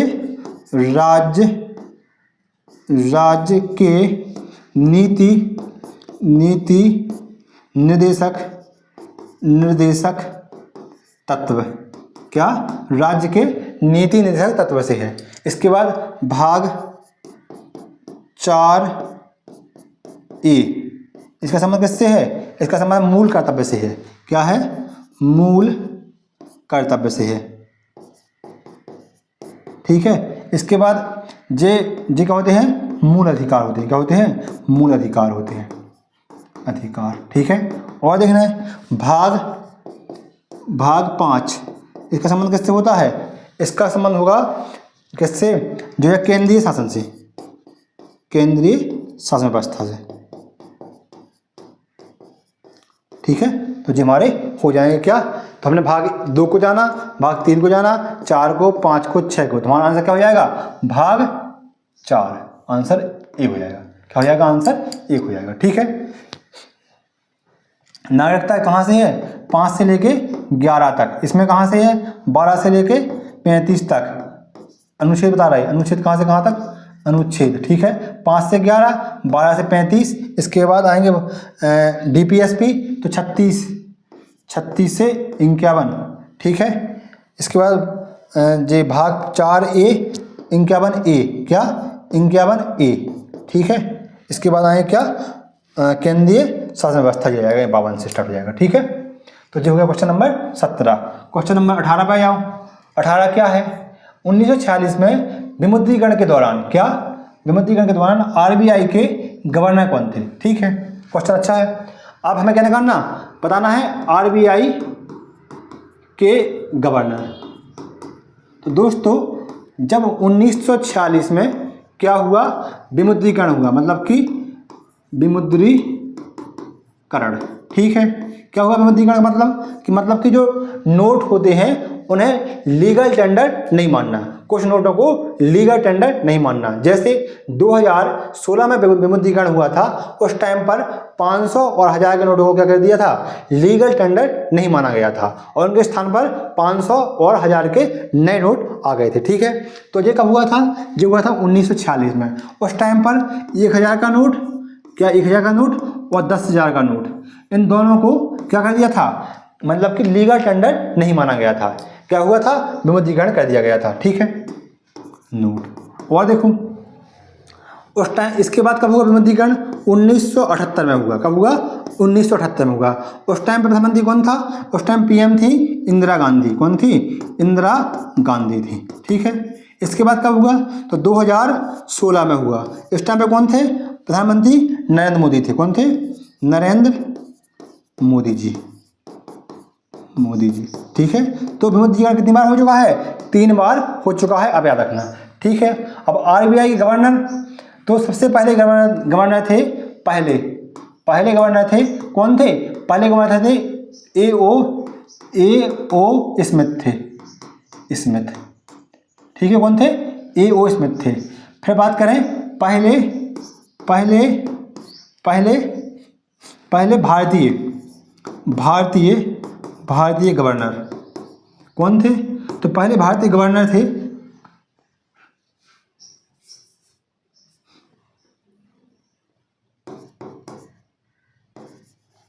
कौन थे? पहले भारतीय गवर्नर थे कौन थे? CD देशमुख। कौन थे? CD देशमुख। कौन थे? CD देशमुख। अब CD देशमुख का पूरा नाम क्या है? CD का पूरा नाम है चिंतामण द्वारकानाथ देशमुख। क्या नाम है? चिंतामण द्वारकानाथ देशमुख। ठीक है। इनके नाम था। तो इनके टाइम पर ही क्या हुआ था? ये हुआ था, विमुद्रीकरण किया गया था। ये कब से कब गवर्नर रहे? तो 1941 से लेके दोस्तों लगभग 1949 के टाइम तक ये गवर्नर रहे। ठीक है। कब से कब तक है? 1941 से लेके 1949 के टाइम तक गवर्नर रहे ये।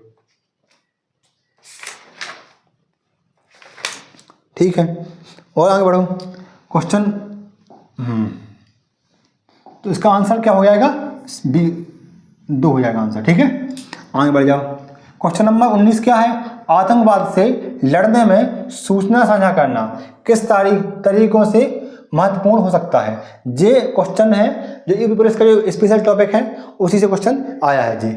यह आतंकवादी संगठन को सुरक्षा एजेंसी द्वारा हमलों को अधिक प्रभावी ढंग से समर्पित करने में सहायता करता है। यह अधिकारियों को प्रभावित खतरों को अधिक तेजी से पहचानने की अनुमति देता है। यह सेना की क्षमताओं को मजबूत करता है। यह अन्य देशों के साथ संबंधों में सुधार करता है।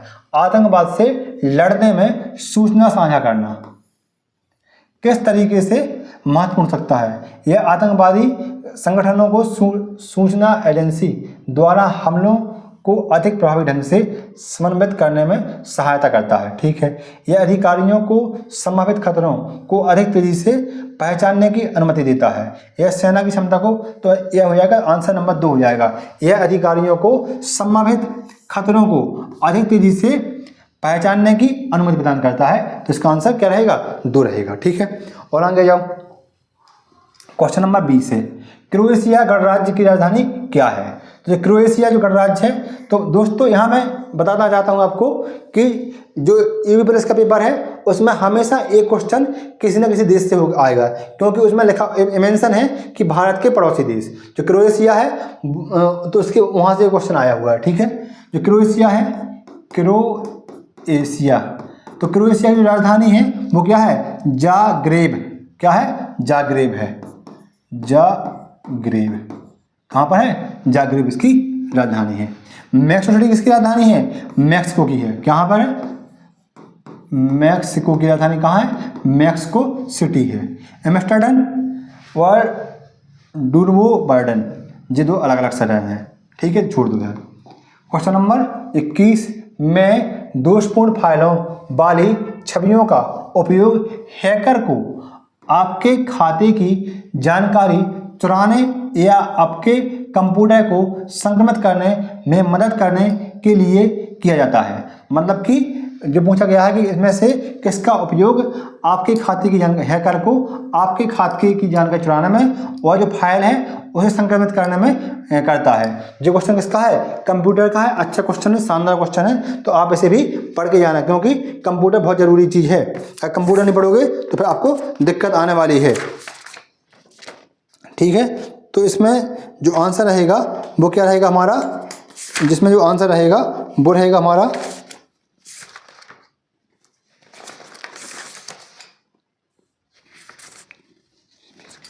इसमें जो आंसर रहेगा वो रहेगा इमेज फिशिंग। क्या?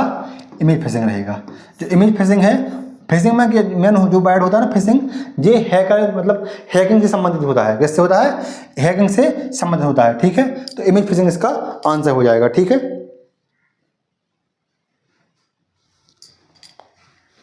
ठीक है, तो इसका आंसर हो जाएगा जी। इसके बाद क्या है? विश्व डाक दिवस कब मनाया जाता है? तो 9 अक्टूबर को। कब? 9 अक्टूबर को विश्व डाक दिवस मनाया जाता है। ठीक है। अब जो क्वेश्चन क्यों आया? क्योंकि उसमें मेंशन है कि तिथि से एक क्वेश्चन आना है। अब तिथि से क्वेश्चन आएगा तो कुछ इसी प्रकार क्वेश्चन बनेगा। या तो पूछा जा सकता है कि युवा दिवस कब मनाया जाता है, या फिर मतलब कि ओजोन दिवस कब मनाया जाता है। इसी प्रकार से पूछा गया है कि विश्व डाक दिवस कब मनाया जाता है, इसीलिए ये क्वेश्चन आया है। तो आप इसकी प्रकृति को समझ लो कि हमें क्या क्या पढ़ के जाना है। मतलब कि आपको लूसेंट में से क्या पढ़ना है, जितने भी दिवस दिए गए हैं उन सबको एक बार रट लेना है। सीधी बात ये है। ठीक है। तो ये इसका आंसर हो जाएगा। अब जो विश्व डाक दिवस है ये मनाया जाता है 9 अक्टूबर को। इसकी स्थापना हुई थी 1874 में। कहाँ हुई थी? 1874 में। कहाँ पर? बर्न में। अब बर्न कहाँ पड़ता है? ये स्विट्जरलैंड में है। कहाँ पर है? स्विट्जरलैंड में बर्न पड़ता है। ठीक है। तो इसके बारे में ये हो गया। इसका जो मनाना हमने कहाँ से प्रारंभ किया? तो जो मनाना स्टार्ट किया 1969 से। कब से? 1969 में क्या हुआ? जो जापान का एक शहर है, जापान का एक शहर है टोक्यो। कहाँ पर? टोक्यो में क्या हुआ? एक विश्व स्तरीय सम्मेलन हुआ। किसका? डाक विभाग का। तो उस टाइम पर हमने उसी टाइम से हम 9 अक्टूबर को विश्व डाक दिवस के रूप में मनाने लगे। ठीक है। तो ये सम्मेलन है। ठीक है। तो ये क्वेश्चन इसलिए आया था। अब नेक्स्ट क्वेश्चन देखो। अब क्वेश्चन क्या है? नोएडा। अब ये एक फुल फॉर्म पूछा है कि नोएडा उत्तर प्रदेश के किस जिले के अंतर्गत आता है। जी यूपी जी के क्वेश्चन है, कहाँ पर है, यूपी जी का क्वेश्चन है। तो इसका आंसर क्या हो जाएगा, जो हो जाएगा गौतम बुद्ध नगर के अंतर्गत। किसमें, गौतम बुद्ध नगर के अंतर्गत। और नोएडा है, क्या है, नोएडा है, ये क्या है, जी शॉर्ट फॉर्म है, क्या है, नोएडा शॉर्ट फॉर्म है। इसका जो लॉन्ग फॉर्म होता है ये क्या है, ये 1976 में 1976 में क्या हुआ था, यूपी औद्योगिक क्षेत्र विकास निगम की स्थापना हुई थी। क्या, यूपी औद्योगिक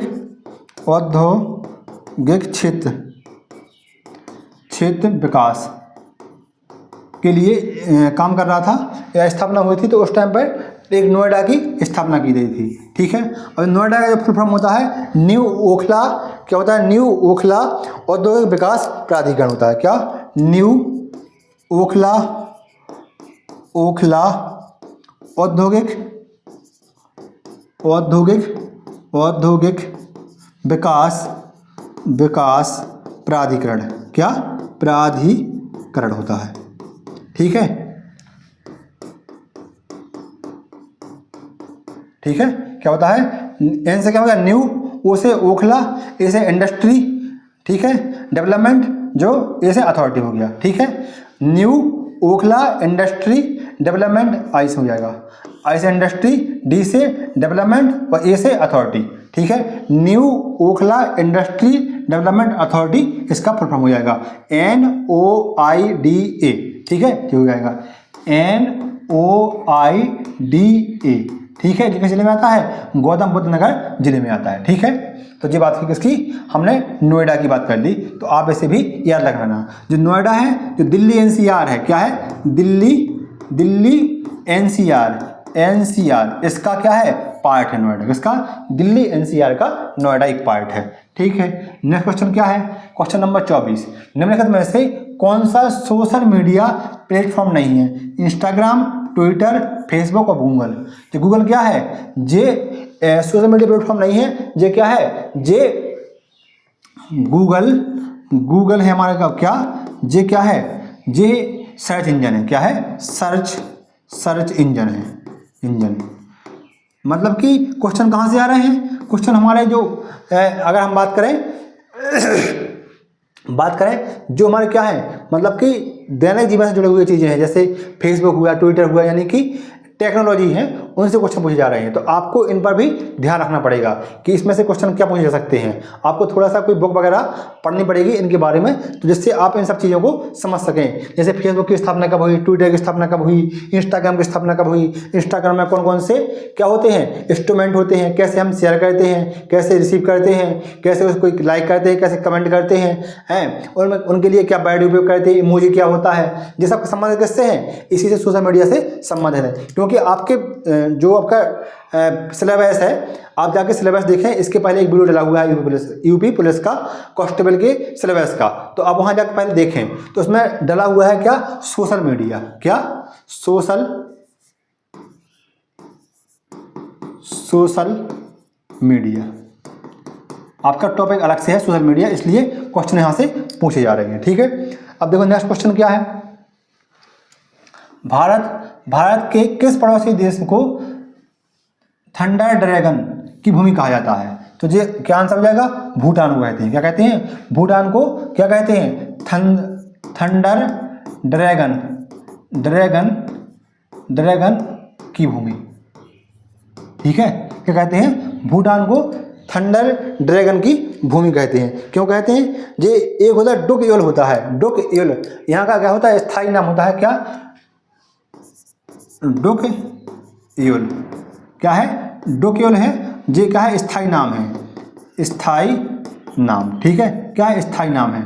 और ये क्या पर्वतों का स्थायी नाम है, क्या, डुक योल, इसलिए इसे क्या कहते हैं, थंडर ड्रैगन भी कहते हैं, मतलब कि पर्वतों की भूमि, पर्वतों की भूमि, ठीक है। ये किसको कहते हैं, भूटान को कहते हैं। और जाओ नेक्स्ट पर जाओ, नेक्स्ट पर देखो 26वां, ये क्या है, विशिष्ट व्यक्तियों को उस संगठन की सुरक्षा को खतरे में डालने की कोशिश करता है जिसके लिए वे काम करते हैं। स्पैमिंग, साइबर स्टॉकिंग, स्नीकिंग या स्पेयर फिशिंग। मतलब कि विशिष्ट व्यक्तियों, मतलब जिस संगठन में आप काम कर रहे हैं उसी के व्यक्तियों को सुरक्षा की दृष्टि से खतरे में डालना है। इसके लिए क्या काम करता है, इसके लिए जो काम करता है उसका नाम क्या होता है, स्पीयर फिशिंग कहते हैं। क्या कहते हैं, स्पीयर फिशिंग कहते हैं। क्या कहते हैं, स्पीयर फिशिंग कहते हैं। ठीक है, तो जिसका आंसर हो जाएगा। अब जो आपके में एक टॉपिक है हैकिंग एंड क्रैकिंग। क्या है, हैकिंग एंड क्रैकिंग। तो आप इसको मतलब कि यूट्यूब पर जाके जो होते हैं टेक्निकल वाले, उनसे पढ़ना, वो आपको बहुत अच्छे से समझाएंगे। तो वहाँ से आपका ये टॉपिक पूरा क्लियर हो जाएगा। जहाँ से ये क्वेश्चन होगी, यहाँ से 3-4 क्वेश्चन आए हैं हैकिंग क्रैकिंग से। इसके पहले क्वेश्चन आ चुका है, एक क्वेश्चन ये है और एक क्वेश्चन शायद आगे भी आएगा। ठीक है, अब क्वेश्चन क्या है, BRI का पूर्ण रूप क्या है, बेल्ट एंड रोड पहल। ठीक है, क्या है, बेल्ट एंड रोड पहल। ठीक है, क्या है, BRI, ये क्या है, ये है बेल्ट एंड रोड पहल। ठीक है, पहल है। इसका प्रारंभ किसने किया था, ये है चीन का। क्या है, चीन का। ठीक है, कब प्रारंभ हुआ था, 2013 में प्रारंभ हुआ था। कब हुआ था, 2013 में प्रारंभ हुआ था। ठीक है, इसके बाद इसका उद्देश्य क्या है, उद्देश्य है एशिया,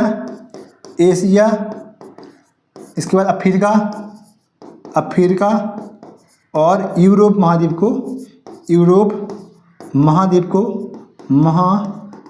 को जोड़ना। ठीक है, ठीक है। अब इसे एक इसको मतलब इसके पहले ऐसा कोई प्रोग्राम था क्या, इसके पहले जो सिल्क रोड था उसी के एवज में चलाया गया है। किसके रूप में, सिल्क रोड। ठीक है, भारत ने इसे ज्वाइन किया, भारत इसे ज्वाइन नहीं करेगा, ठीक है, क्या नहीं करेगा, भारत से ज्वाइन नहीं करेगा। ठीक है, इसके बाद वर्तमान में किस व्यक्ति ने, कौन से देश ने छोड़ दिया, तो जो क्या है, इटली है। इटली के द्वारा BRI प्रोजेक्ट से अपने हाथ खींच ली गई है। BRI प्रोजेक्ट, PROJECT प्रोजेक्ट से बाहर हो गए, बाहर। ठीक है, कौन होगा, इटली है जो इस प्रोजेक्ट से बाहर हो गया। इसमें जो पाकिस्तान है, पाकिस्तान भी इसका पार्ट है। ठीक है, वहाँ से एक जो रोड गया है वो पाकिस्तान से भी गया है। ठीक है, तो ये क्या है, BRI क्या है, बेल्ट एंड रोड पहल है। इसे OROB भी कहते हैं। ये किसका है, चीन देश का है। कब प्रारंभ हुआ था, 2013 में हुआ था। उद्देश्य क्या है, एशिया, अफ्रीका और यूरोप महाद्वीप को जोड़ना है। इसके पहले क्या था, सिल्क रूट था, उसी को ये क्या कर रहे हैं, विकसित कर रहे हैं। ठीक है, और भारत इसका हिस्सा नहीं है। ठीक है, इतने इसमें फैक्ट्स है। तो ये हो गया हमारा क्वेश्चन नंबर 27। क्वेश्चन नंबर 28 पे जाओ। 28 क्वेश्चन नंबर क्या है, अनुसंधान विधियां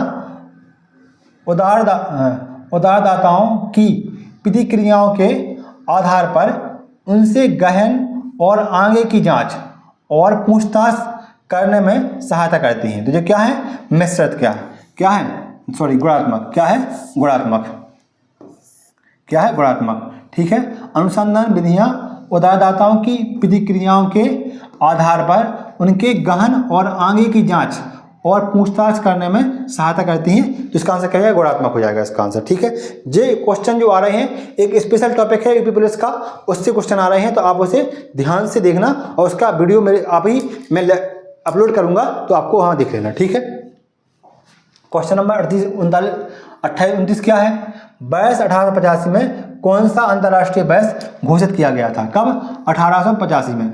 दोस्तों जो 1885 है, 1985, क्या 1985, जो 1985 है उसे क्या युवा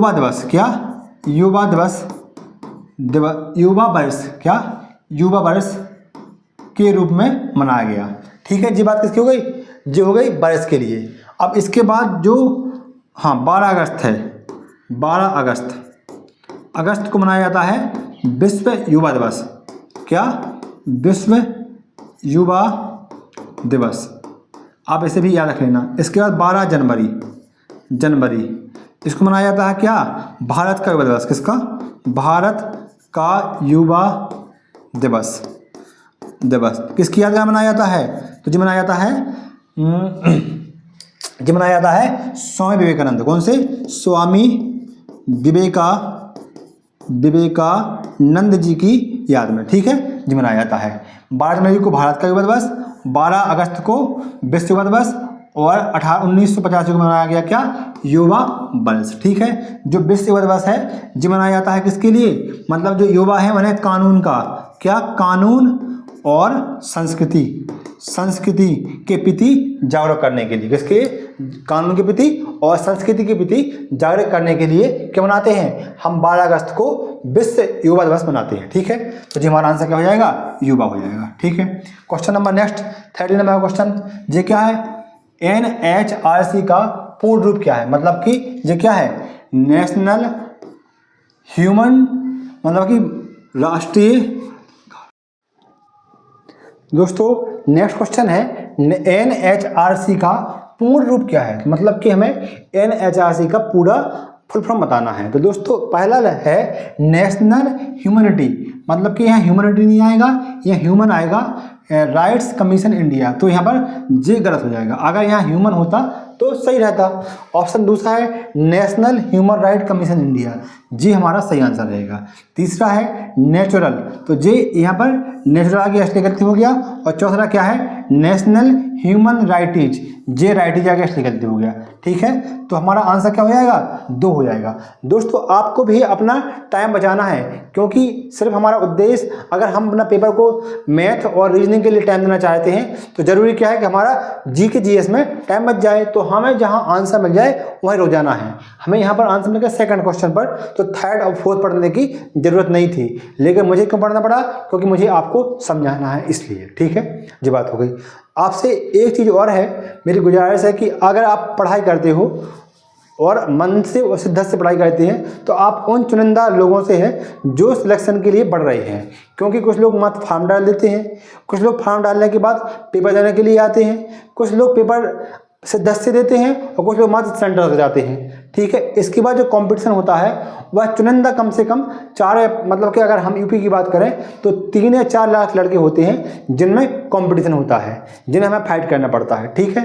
तो अगर आप उनमें से शामिल होना चाहते हो तो आपको थोड़ी सी मेहनत करनी पड़ेगी। मेहनत के लिए मोटिवेशन, अगर आप सोचो कि हम मोबाइल से मोटिवेशन लेके पढ़ें तो वो आपका मोटिवेशन जितना लोगे ना उतने समय तक काम करता है। यानी कि आपने 10 मिनट का वीडियो देखा मोटिवेशन का और 10 मिनट काम करेगा, उसके बाद अपने आप डिमोटिवेट हो जाओगे, तो वो तो मोटिवेशन दे नहीं पाएगा। मोटिवेशन क्या देगा? आपके घर की स्थिति, आपके माँ बाप, आपकी बहन, आपकी अगर शादी हो गई तो आपकी पत्नी, ठीक है। ये मोटिवेशन करते हैं आपकी आने वाली ज़िंदगी कि हमें अपनी ज़िंदगी को किस प्रकार से बनाना है, ये है मोटिवेशन करने वाली चीज़ें, ठीक है। ये नहीं होता कि हमने 10 मिनट का वीडियो देखा, उससे मोटिवेशन प्राप्त किया और हमने 10 मिनट पढ़ा, इसके बाद रख दिया किताब। ये दोस्तों मोटिवेशन नहीं होता है, ये मात्र टाइम बर्बाद करना होता है, ठीक है। एक से एक स्पीकर आते, वो मोटिवेशन देके चले जाते, उसके बाद वो पता चलता कि वो स्पीकर ही डिमोटिवेट हो गए, उन्हें उनका अलग से ट्रीटमेंट चल रहा है। कुछ मात्र यूट्यूब पर इसके लिए आते कि हमें लाइक्स और व्यू मिल जाए, इसलिए आते हैं मोटिवेशन देने के लिए। तो ये मोटिवेशन है ही नहीं। मोटिवेशन तो अपने आप से होता है, वो कहाँ से आएगा? आप अपने घर की स्थिति देख लो, उससे हमें मोटिवेशन मिल जाएगा। आज हमारे छत का पानी टपक रहा है तो हमारा मोटिवेशन क्या है? हमें सही करवाना है। सही करवाना मतलब कि क्या करना? पैसे चाहिए। पैसे कहाँ से आएंगे? हमारे पास देखो, जो तैयारी करते हैं बच्चे वो होते हैं मिडिल क्लास के, और मिडिल क्लास का बच्चा है तो उसके पास पैसा नहीं होता है, ना वो ज़्यादा गरीब है और ना ज़्यादा अपर क्लास का है। तो पैसे कहाँ से आएगा? उसका एक ही उद्देश्य होता है सरकारी नौकरी, और सरकारी नौकरी मिल जाए तो आप खुश होंगे, आपका परिवार खुश हो जाएगा, ठीक है। इसके बाद अगर प्राइवेट करनी है तो बात अलग है, वो आपको चाहिए जुनून, तो वो सब लोग कर नहीं पाते हैं। इसलिए अच्छी सुकून की ज़िंदगी चाहिए तो बड़ी सरकारी नौकरी पकड़ो, और सरकारी नौकरी ही आपका उद्धार करेगी। तो मोटिवेशन आप सोचो कि हम यूट्यूब से लेके आएंगे या कहीं से और लेके आएंगे, या बगल के भैया निकल गए हैं पुलिस में या जॉब में हो गए उनसे ले लोगे, वो मोटिवेशन काम नहीं करता। मोटिवेशन तो वही काम करता है जो आपके पास, जो आपके रूट लेवल पर है, जो आप तृणमूल रूप से देख रहे हो, जो आपकी घर में समस्या है, वो मोटिवेशन है।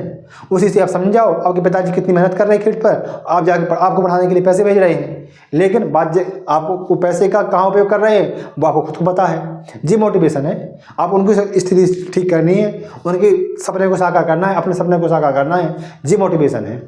और इसी को आप मोटिवेशन समझो, ठीक है। आगे का क्वेश्चन देखो, क्वेश्चन क्या है,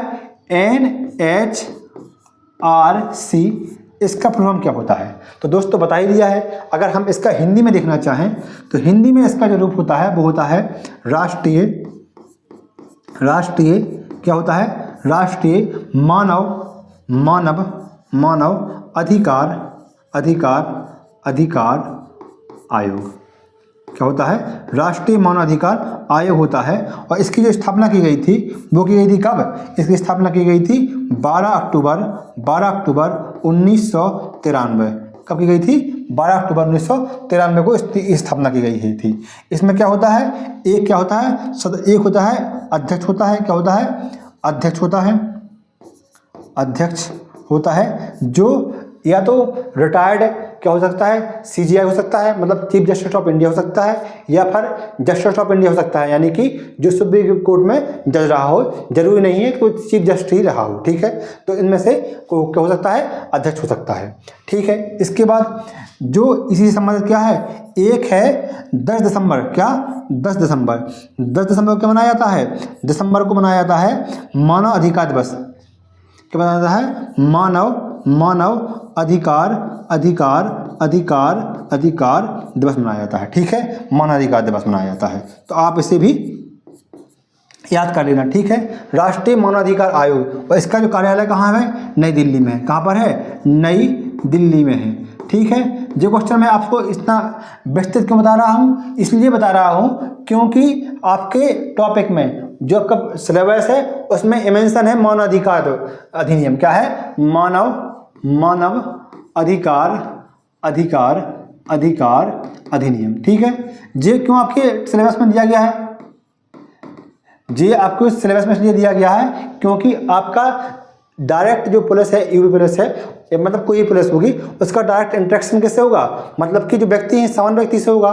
तो उसके अधिकार क्या है, तो आपको पता होना चाहिए कि ये मानव होने के नाते उसके अधिकार क्या है, वो क्या कर सकता है, क्या नहीं कर सकता है। इसीलिए आपको पढ़ाने का उनका एक उद्देश्य है। इसीलिए आपको क्या पढ़ा रहे हैं? कंप्यूटर से संबंधित जो टेक्नोलॉजी है वो पढ़ा रहे हैं। इसीलिए आपको सोशल मीडिया पढ़ा रहे हैं, क्योंकि अपराध आजकल कहाँ होने लगे हैं? सोशल मीडिया में भी होने लगे हैं। आप कितने अपराध नहीं सुनते? जैसे एक है सिंघल केस है करके है, तो वो भी किससे संबंधित है? सोशल मीडिया से संबंधित है, ठीक है।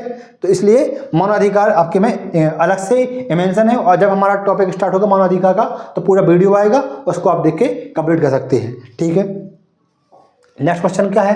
क्वेश्चन नंबर 31 है, अफ्रीका के एक छोर से दूसरे छोर तक दौड़ लगाने वाले पहले व्यक्ति कौन थे? तो दोस्तों इसका आंसर हो जाएगा सी। क्या है? रस कुक थे। ये क्या है? फैक्टिव आंसर है। मतलब कि जो लूसेंट की बुक है उसके पीछे जो फैक्ट दिए गए हैं आपको वो भी याद करने हैं। जैसे पहला कौन व्यक्ति है, इसके बाद है पहली महिला कौन है, इसके बाद है देश में पहला, राज्य पहला। तो ये फैक्ट आपको याद करने पड़ेंगे। वहीं पर आपको क्या मिल जाएगा? जो आपका क्या है, यानी कि कल्चर है, मतलब किले वगैरह कहाँ पर हैं। इसके बाद आपको मिल जाएगा, कहाँ मिल जाएगा? वहीं पर नृत्य वगैरह मिल जाएंगे। वहीं पर आपको मिल जाएगा क्या, वाद्य यंत्र वगैरह मिल जाएंगे। तो ये आपको वहीं से पढ़ना है। वहीं पर बुक की एक लिस्ट दी गई है पीछे, जो मैं बता रहा हूँ ना, लूसेंट आप इसे क्या मान लो?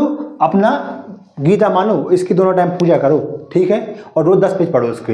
अगर 10 पेज पढ़ोगे और गीता मानोगे तो उसमें आपको कुछ ना कुछ दे के जाएगी गीता, कुछ लेके नहीं जाएगी। और पीछे के पेज तो इतने इंपॉर्टेंट है आपकी परीक्षा के अकॉर्डिंग, क्योंकि हर एक एग्जाम की प्रकृति होती है और हर एग्जाम का क्या होता है, सिलेबस होता है। जैसा आपका सिलेबस है उसके अकॉर्डिंग वो पीछे के जो 10 पेज दिए गए हैं वो आपको कम से कम 3 से 4 पेज, 6 नंबर तो दे के जाएंगे। 3 से 6 नंबर